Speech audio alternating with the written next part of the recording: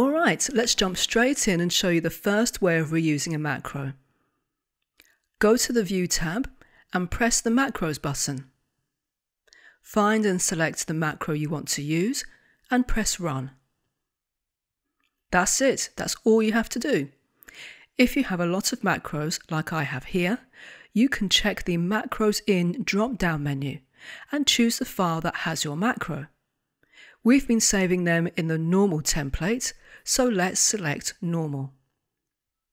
To find the one you want, scroll up or down or start typing its name, then select it and press the Run button.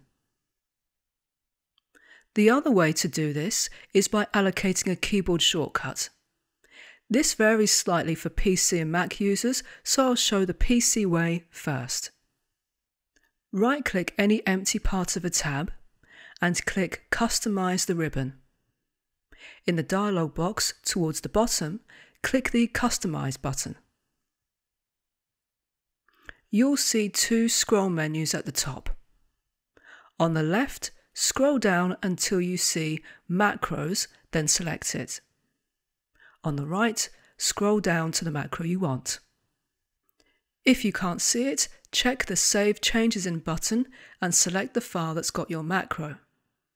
Our macros are in the Normal template, which is already selected.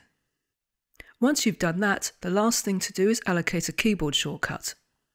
Put the cursor in the Press New Shortcut key box and try some key combinations. Word will then tell you if a combination has already been assigned or is unassigned.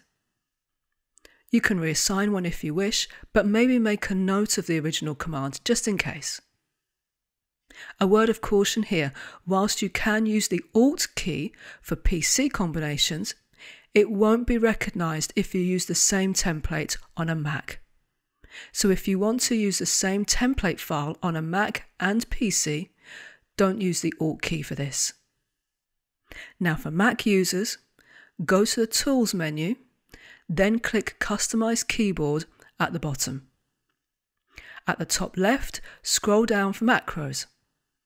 At the top right, choose a macro you want to work on. The Save Changes In button is at the bottom of the dialog box, so just check it's showing the template that's got your macro. Just as with the PC method, click in the Press New Keyboard shortcut box to try out some combinations. Word will say below this box if one has already been assigned or is unassigned.